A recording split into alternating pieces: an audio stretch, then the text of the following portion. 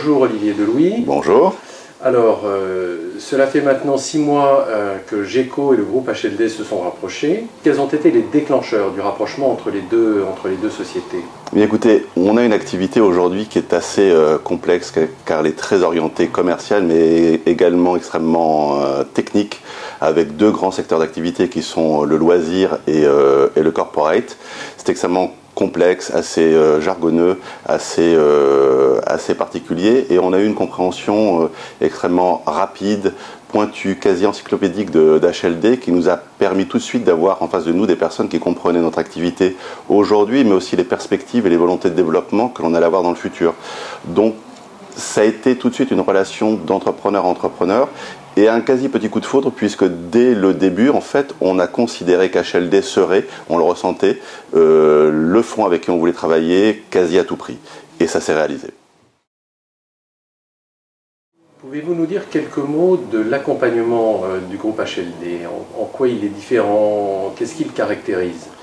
Bien, écoutez, il va exactement à l'inverse de ce qu'on pourrait imaginer d'un fonds. Au lieu d'être entravants, ils sont extrêmement motivants. Et dans la vie quotidienne d'un entrepreneur, avec les difficultés, parfois des satisfactions, mais beaucoup de challenges, avoir des personnes qui vous donnent une énergie, un conseil, une force supplémentaire pour aller plus loin, c'est extrêmement agréable et donc motivant. Ils sont extrêmement présents, c'est ce que l'on souhaite, et au lieu d'avoir des sleeping partners, on a de réels partenaires, des personnes qui sont présentes quasi quotidiennement avec des questions sensées et avec toujours cette capacité à réfléchir en entrepreneur et pas en fond. Donc ça permet d'envisager des projets ou des aventures peut-être plus larges encore que celles que l'on pouvait avoir à l'origine dans notre esprit.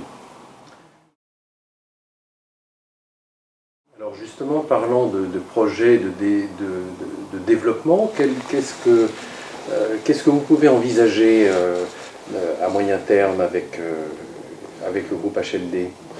Bien, la volonté que l'on avait et qui n'avait pas encore débuté avant HLD était l'internationalisation de l'entreprise, qui a démarré tout de suite après l'entrée d'HLD dans notre groupe. Et ils sont arrivés avec leur expertise, leur expérience, qui est importante. C'est un savoir-faire en soi que nous n'avions pas et qu'HLD a su nous apporter pour attaquer de nouveaux marchés. Donc on a démarré dès aujourd'hui avec la Belgique, l'Espagne, le Portugal, la Hollande. Et nous avons beaucoup d'autres projets en cours, grâce entre autres à l'apport, à l'input d'HLD et à leur savoir-faire.